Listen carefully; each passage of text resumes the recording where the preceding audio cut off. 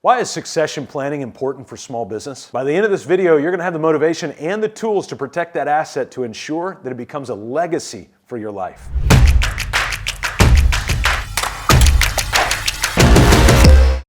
I'm going to tell you a tragic story of a plumber who passed the legacy of his business to his son and actually handed his son a burden that his son never wanted. As we dive into this, I don't want to depress you, but I want to sober you. I want to wake us up.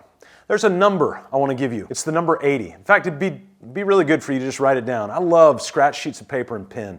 Just write down the number 80, because that number is going to actually take us into a couple of different places. The first thing as you look at that number 80 that I want you to remember is that statistically, 80% of your net worth is actually locked away in the asset of your business. Now, I know sometimes you've not even thought about your business as an asset. There's actually net worth there. You just see it as a gig or a paycheck or a job. The reality is that what you've built, there's asset value to that goes beyond just the paycheck. And yet, 80% of your net worth is locked away in the box called your business. And for the most part, owners can't get access to it. Now, there's another side of that 80, and that is 80% of the businesses that actually go up to sell don't actually sell.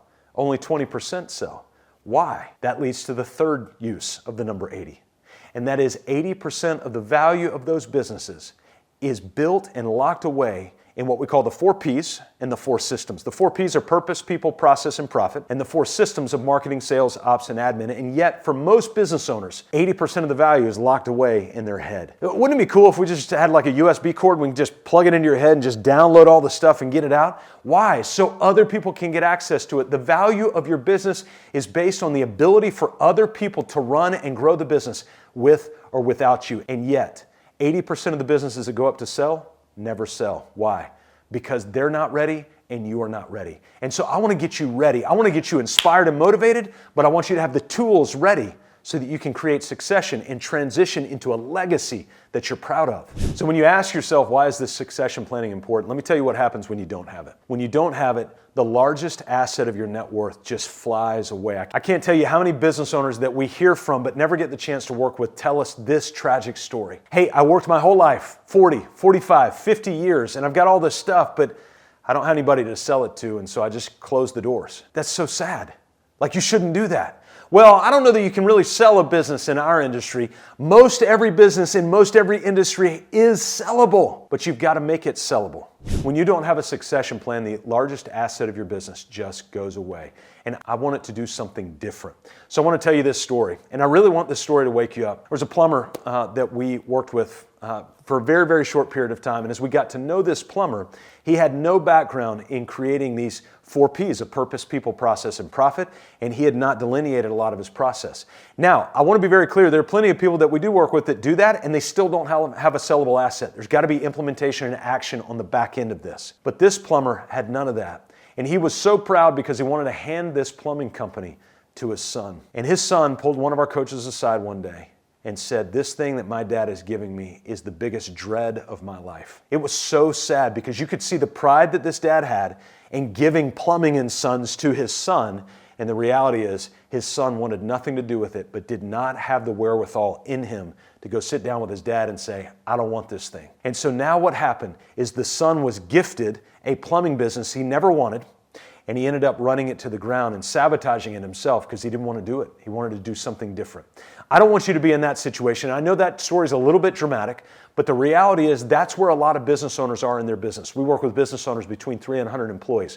So we see this story, this family legacy story play out. In fact, most business owners want to transition their business, and a lot of them want to do it to their family, their employees, or their friends. But in most cases, they don't have those 4 Ps documented out. So we've got to have radical clarity around what we're doing around those 4 Ps of purpose, people, process, and profit, and also getting the processes out of our head to where other people can have access to them in the marketing and the sales and the ops and the admin. I want you to stop and think for a second. Your business, the footprint of your business and who it affects. So think about your little business. You're impacted. Your direct partner, spouse is impacted. If you have children, they're impacted. Their friends are impacted. Your friends are impacted. Vendors, customers, suppliers, municipalities, all of these people are impacted by your one business. If your business goes away, everybody else feels the impact of that one business, no matter how big you are. $500,000 a year, $5 million, $50 million, $500 million. Your business has impact.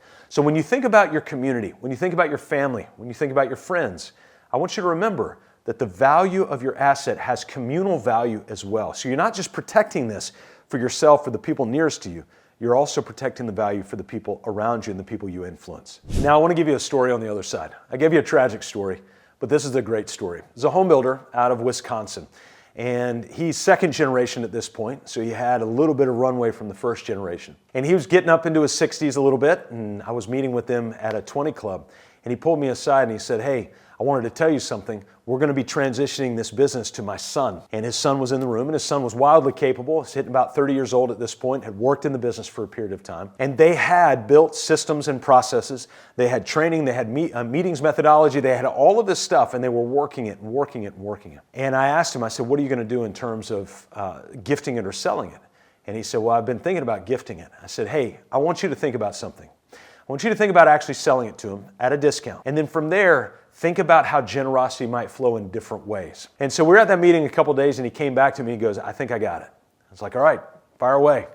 And he said, "I'm going to sell it to my son, but I'm going to sell it at a deep discount." It's like, "Great, that's fantastic. Put some skin in the game." And then he said, "After 3 years, I'm going to take all that money, put it in a bucket, I'm going to give it back to him." Even just telling you this story reminds me how deeply impactful it was. I saw that father and son 3 years later, and lo and behold, the father gave all the money back to his son. And the son felt the responsibility of leaning into that, and the son is now taking all of that money, and he is forwarding the generosity with that money. That's proper transition planning. That's proper succession planning. That's having purpose, people, process, and profit all lined out. And then the methodology of marketing, sales, ops, and admin all processed out so that other people can get the business and not only get it, but that his son could lead it and run it. So I actually have another great video that have tips on creating a powerful succession plan. The link's in the description below. I want you to go click on that down there, spend a few extra minutes, get some scratch sheet of paper out. I want you to walk through and start to build it out step by step what that looks like so that you can create clarity, motivation, and more importantly, so you can create a legacy. My name's Scott Beebe. We work with business owners like you who want to transition, they want to exit between 3 and 100 employees so that you can be liberated from chaos to make time for the things that matter most.